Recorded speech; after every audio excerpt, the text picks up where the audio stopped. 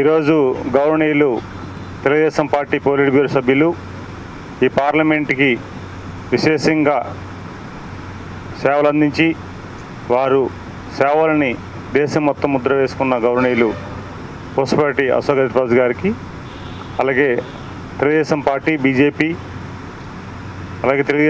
BJP Janasena అభ్యర్థులకు వారు నాయకులకు అందరికి కూడా పేరు పేరున హృదయపూర్వక నమస్కారాలు తెలియజేసుకుంటూ, ఈరోజు మంచి మహాకూటమి ఏదైతే ఉందో ఆ కూటమి ఎన్డీఏ కూటమి సంబంధించిన చర్చల్లో భాగంగా దాదాపు 1.5 అవర్ ఈ పార్లమెంట్ పరిధిలో ప్రజా సమస్యల్ని ఎట్లా ఐడెంటిఫై చేయాలి, అదే సమయంలో దాని పరిష్కార సాధ్యాలు ఇవన్నీ కూడా డిస్కస్ చేసుకున్నాం. ప్రధానంగా వారు ఎంపీగా ఉండేటప్పుడు, కేంద్ర మంత్రిగా ఉండేటప్పుడు ఈ పార్లమెంట్ పరిధిలో ఎడ్యుకేషన్ అండ్ హెల్త్ వారు ఏదైతే పేఐటీ ఇచ్చారో ఆ పేఐటీని కొనసాగించాలని, ఆ పేఐటీ ప్రకారంగా ముందుకెళ్లాలనేది ఒక ఎంపీగా రేపు గెలుస్తున్నాం కనుక అట్లాగా వెళ్ళామని ఒక డైరెక్షన్ మేమందరం ఒక తీర్మానం చేసుకోవడం జరిగింది.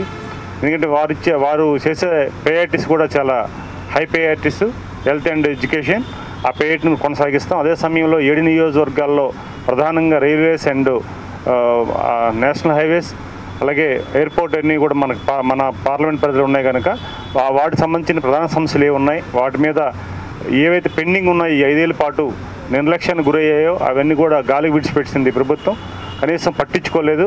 అవన్నీ కూడా ఐడెంటిఫై చేసి ఆ నియోజకవర్గం ఎమ్మెల్యేస్ అందరూ అభ్యర్థులు కూడా దాన్ని ఐడెంటిఫై చేసి మాకు ప్రపోజల్ పంపిస్తారు. మేము స్టడీ చేసి దాని సాధ్యాలు ఎట్లా ఉన్నాయి, ఏం చేయగలం, ఆఫ్టర్ 5 ఇయర్స్ ఏం చేయగలుగుతున్నాం, ఇటు రాష్ట్ర ప్రభుత్వం అటు కేంద్ర ప్రభుత్వాన్ని సమన్వయం చేసుకుంటూ ఆ పనుల్ని మనం ఏ విధంగా మనం ముందుకు తీసుకెళ్లాలని కూడా మేము చర్చించుకుంటున్నాం.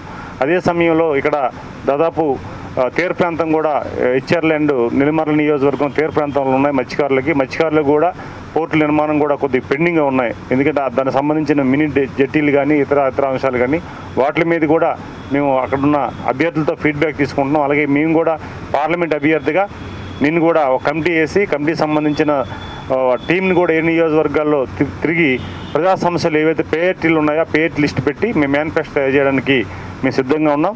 ఈరోజు ఎన్డీఏ కూటమి సంబంధించిన నాయకులు కూడా చర్చించిన అంశాలన్నీ కూడా మేము చూసాం. అదే సమయంలో కేంద్ర విద్యాలయం మనకి విజయనగరంలో ఉంది.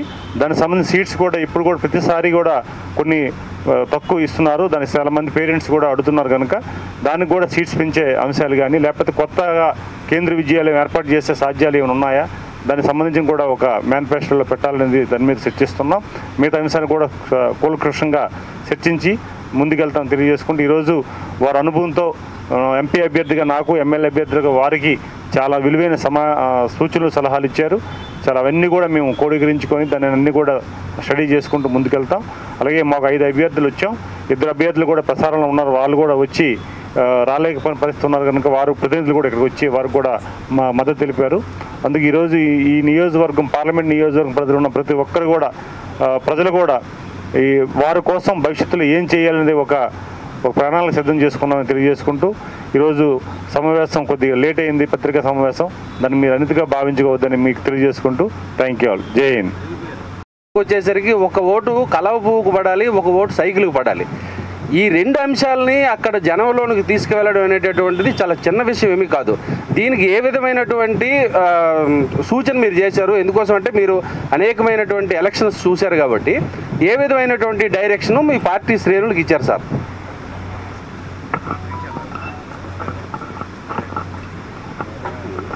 ఏంటంటే మనకి ఇంత ముందని కూడా ఎన్డీఏ కలిసి పోటీ చేసేటప్పుడు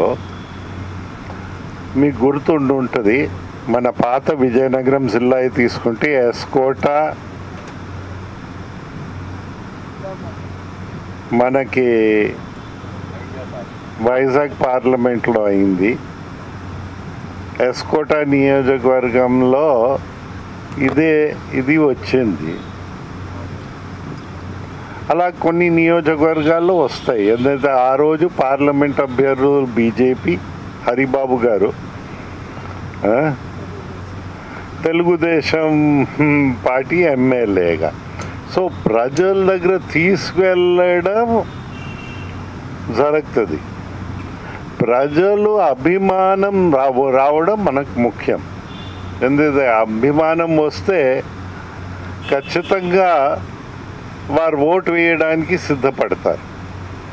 ఆ అభిమానాన్ని మనం తీసుకురావడం ఈ డిఫికల్టీ ఇలాగ ఉంది. దయచేసి 2 గుర్తులు ఉంటాయి ఆ మిగతా నియోజకవర్గాల్లో మనకు ఆ పెద్ద ప్రాబ్లం, గుర్తులు బాగా ప్రాబ్లం లేదు అసెంబ్లీ నియోజకవర్గాల్లో. కానీ ప్రజలు వారు చేశారు, గతంలో చేయగలుగుతారనేది మా నమ్మకం. ఓటు ట్రాన్స్ఫర్ అవ్వాలి. ఇప్పుడు ఆ ఓట్ ట్రాన్స్ఫర్ స్ట్రాటజీసే మనం కూర్చుని మాట్లాడుతూ ఉన్నాం. ఏ బేసిస్ పైన ముందు వెళ్ళాలి, మన కామన్ గ్రౌండ్ ఎక్కడ ఉందని ఆ గ్రౌండ్ని ఎక్స్ప్లోర్ చేస్తూ ముందు వెళ్తాం. మా కాన్ఫిడెన్స్ ఉంది, గత రికార్డ్స్ చూస్తే మా కాన్ఫిడెన్స్ ఉంది, ప్రజలు ఖచ్చితంగా ఓటు వేయగలుగుతారు. ఇది ఒక సమస్య అయినా ఇన్సర్మౌంటబుల్ సమస్య కానే కాదని మా భావన. నియోజకవర్గాలు కూడా చూసా, ప్రజల్లో సార్ చెప్పినట్లుగా ఎన్డీఏ కూటమి ఏదైతే 2014లో ఏదైతే విజయం సాధించిందో అసెంబ్లీ అండ్ ఎంపీ, ఖచ్చితంగా ఆ రిజల్టే ఇప్పుడు పునరావృతం అవుతుంది. దానికంటే మెరుగైన ఫలితాలు కూడా వస్తున్నాయి. ఎందుకంటే పబ్లిక్ ఆల్రెడీ ఒక కాంబినేషన్ సర్వీసెస్ తీసుకున్నారు. ఆ కాంబినేషన్ సర్వీసెస్ కూడా ఇంకా బెటర్గా తీసుకోవాలి. ఎందుకంటే ఆల్మోస్ట్ ఆల్ ఈ ప్రభుత్వంలో అంతా గుండు సుందర చేశారు, ప్రజలు ఐడెంటిఫై చేశారు.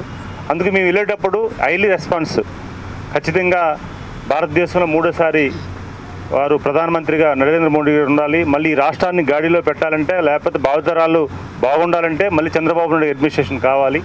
పవన్ కళ్యాణ్ గారు వారి త్యాగానికి మేము ముందున్నాం. ఎందుకంటే వారు ఏది ఆశించుకుంటా వారు వచ్చి ఈరోజు రాష్ట్రాని కోసం నేను దేనికని సిద్ధమని చెప్పేసి వాళ్ళు త్యాగం చేశారు.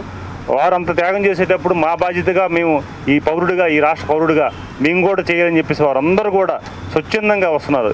ఏదో ఒక విలేజ్లోకి వెళ్ళి సాదాసీదా సమావేశాలు పెడితే అది మండల స్థాయి సమావేశం కూడా అయిపోయే పరిస్థితి వచ్చింది. అందుకు మేము దాదాపు ఈ 1 వీక్లో మేము స్టడీ చేసేటప్పుడు 7 నియోజకవర్గాల్లో క్యాండిడేట్స్తో తిరుగుతున్నప్పుడు హైలీ రెస్పాన్సిబిలిటీ. ఈరోజు మేము ఉదాహరణకి హెచ్ఆర్ల మండలం ఎస్ఎస్ఆర్పురంలో ఒక ప్రోగ్రాం బీసీలో జరిగింది, ఒక మినీ మహానాడులో జరిగింది. చాలామంది మహిళలు స్వచ్ఛందంగా వచ్చారు. మహిళలు అయితే ఆశ్చర్యం, దాదాపు 500 పైబడి మహిళలు వచ్చారు.